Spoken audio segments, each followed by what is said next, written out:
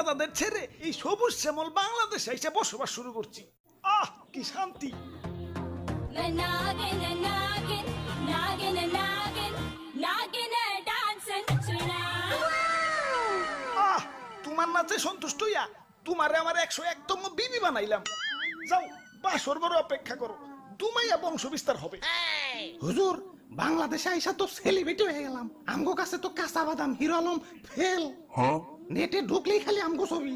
কও কি? তাইলে তো আমার একটা ইউটিউব চ্যানেল খোলা দরকার। কিরে রাত সবাই তো ফাঁকা ফাঁকা লাগতেছে কে?